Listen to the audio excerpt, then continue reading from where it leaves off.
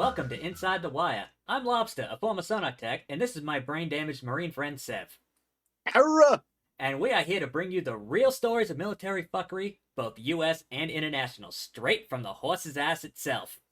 So, yeah, and by the real stories of military fuckery, I mean like the legendary, like skating maneuvers or just field pranks or ship pranks. Like, in my case, my greatest achievement was probably getting a painting custom ordered and mailed to the ship of the Mona Lisa with my face on it and hanging it up in the wardroom. And when I remember that actually. I remember seeing you posting about that before. Definitely up there in the my top 5 favorite hijinks. Yeah, and the greatest thing about that is that I got a mixed response from every officer in the wardroom. Like, how did your CO take it?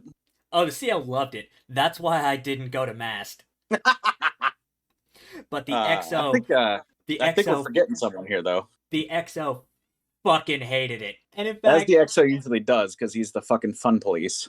Oh yeah, and in fact, he was so vocal about how much he hated it that night while he was asleep, the captain took the painting and hung it in the XO stateroom. Nice.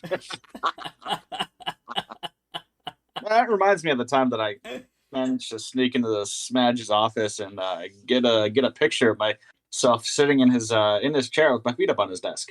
We'll provide pictures for that later, I'm sure. Yeah, for those that decide to pop over to YouTube to see this. Are we actually gonna end up putting this on YouTube at some point? Yeah, it's gonna be like a dual thing, like Spotify and YouTube. Okay. Yeah, I mean, why else? Why else would I go through all the trouble of making those title cards? Yeah, no, that's fair. You did a really good job on those, by the way. I really like them. Yeah, thank you.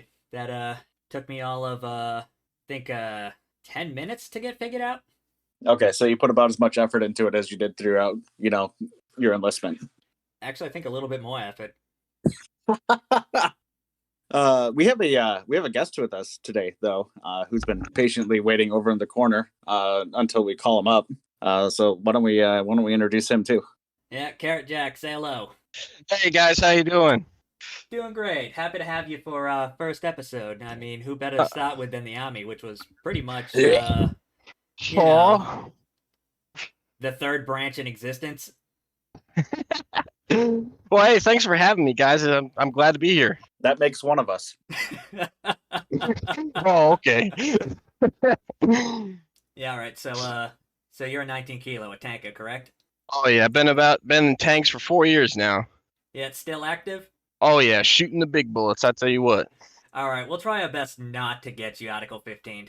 Yeah, I don't think I have too much trouble for my chain of command. I don't think they'll mosey that way to this part of Spotify over. Oh, you'd be surprised. All it takes is one person finding it and realizing. Like the brigade sergeant major or something, he's just bored in the middle of the night. or like a goody two shoes private. Yeah, right. Doesn't know how to keep his mouth shut. Like, oh, hey, sergeant, by the way, look who I found on here.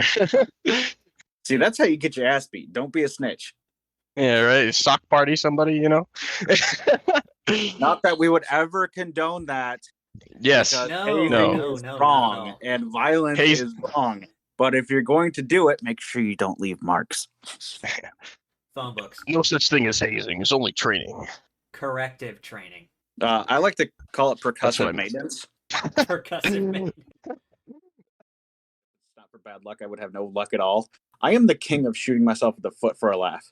As you say that to the guy who literally got shot in the foot. Oh. That story is never going to get old for me. No, it's not. I mean, I almost got shot in the foot at MCT once, but that's something. That's another story. I went through all 6 years of Navy service without a serious injury. Not that hard to accomplish, but considering how drunk I was the whole time, I'm amazed accidental injury didn't happen. Only to get out and get shot in the foot.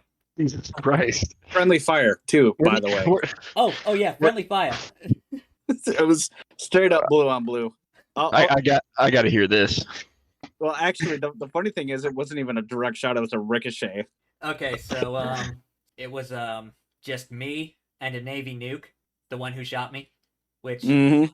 Navy nuke, you'd think this guy would be intelligent, but as you hear the story go on, now I understand why they don't stand armed watches. So we're using the range out behind the house. And it's like one of like the redneck ranges. Like you have like a mismatch of steel targets, like a few paper things, like rotting pumpkins to shoot at, and an empty propane tank with bullet holes through it.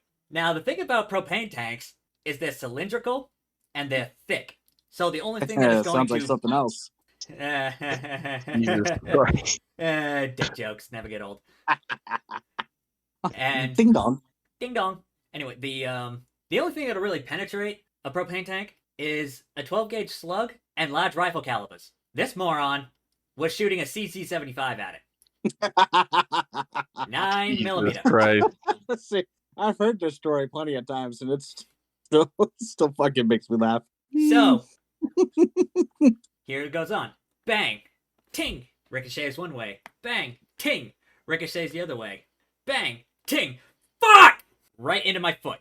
So what? How much damage did it cause? That's the only part of the story that I don't know specifics on. Well, it didn't really do a whole lot of damage. Like, I maybe have like a scar on my foot that's about half the size of a 9mm because that's how much lead ended up.